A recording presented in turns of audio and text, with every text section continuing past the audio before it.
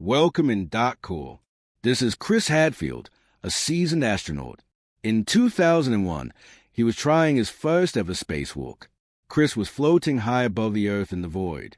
Nothing but the sound of his own breath and the silence of space. He saw the Earth beneath and the sight was incredible.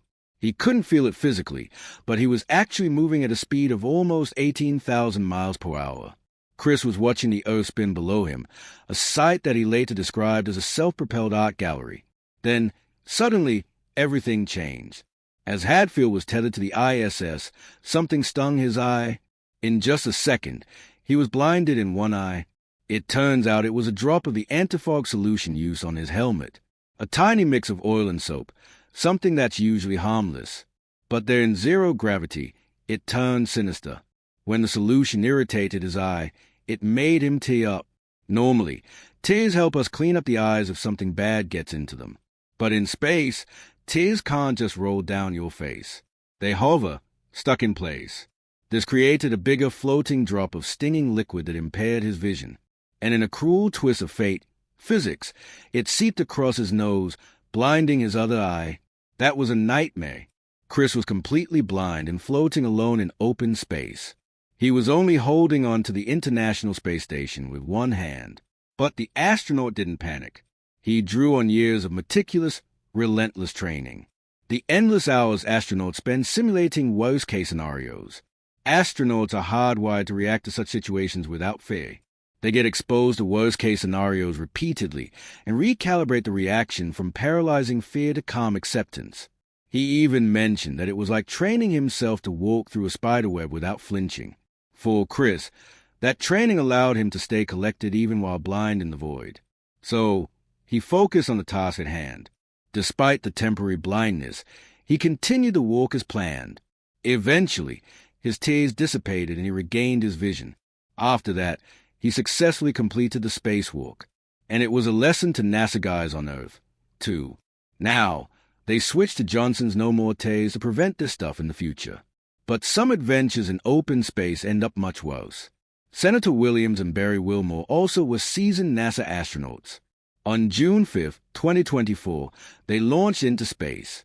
It was supposed to be a quick 8-day mission to the ISS, a test flight for Boeing's Starliner spacecraft. But things didn't go according to plan. Shortly after liftoff, the mission hit turbulence.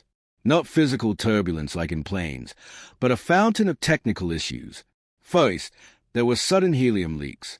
They happened in the propulsion system. Helium is super important in spaceflight. It ensures a steady flow of propellants to the engine. The engineers are still not sure what exactly happened that caused those leaks, but it was bad. They can lead to propulsion inefficiencies or even failures.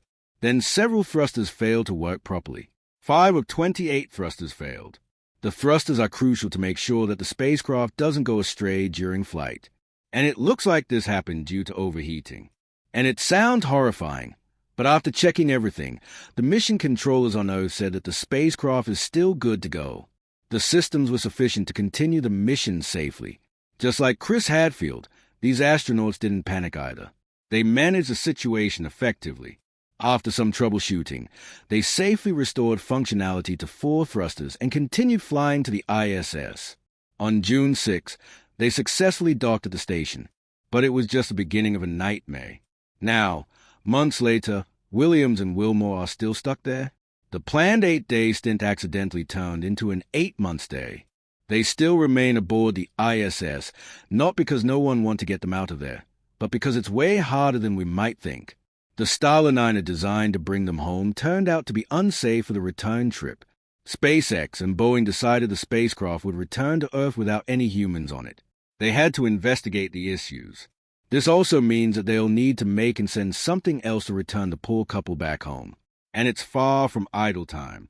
They still have to work, do experiments, maintain the station, and even go on spacewalks. You just can't catch a break in space.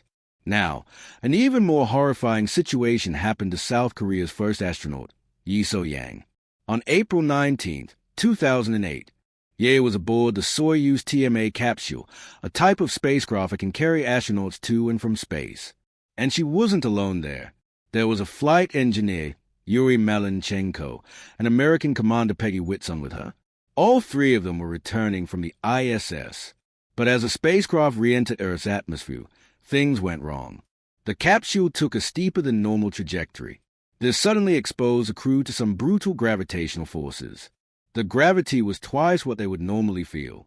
All of them got stuck inside the cramped, weightless cabin. Loose objects turned into projectiles. They struck Ye, pressing her body against the seat. It was excruciating, and the engineer mentioned that it made her scream. A rare moment of an astronaut actually losing their cool. For a brief moment, she thought this might be how her life would end. But suddenly, the capsule thudded to Earth, not at the plane landing site, but 300 m off course in the remote Kazakh steppes. The charred spacecraft sat smoldering in the vast empty plains. Meanwhile, a group of nomads was passing by. When they stumbled across a fiery object falling from the sky, they were terrified. And when it fell on the ground, an astronaut crawled out of it, Yuri Malenchenko. He emerged first from the capsule. The nomads hesitated at first. They even cautiously poked the confused astronauts to make sure they were alive. As they were coming back to their senses, an entire crowd of about 50 people gathered around them. The audience was watching as the crew recovered from their fiery re-entry. Ye later joked that it felt like being a monkey in a cage. Despite the chaos, the nomads didn't hesitate to help. They dragged the crew into the shade and even went back into the tight confines of the capsule to get a satellite phone for them. But just as the astronauts were setting up the phone to call for help, a black dot appeared in the sky. The rescue aircraft relief washed over Yi and the others. The ordeal finally neared its end. She had to get back to the hospital as soon as possible to get checkups and treatments for her back. Yi became a national hero of South Korea. The landing might have been terrifying, but it also proved everyone's resilience. As it was, you ended up a considerable number. You know, after all these stories, it's not a surprise that all astronauts need to wear diapers. And that's not a joke. When Alan Shepard prepared to be the first American astronaut in 1961, he encountered a very human problem that NASA somehow overlooked.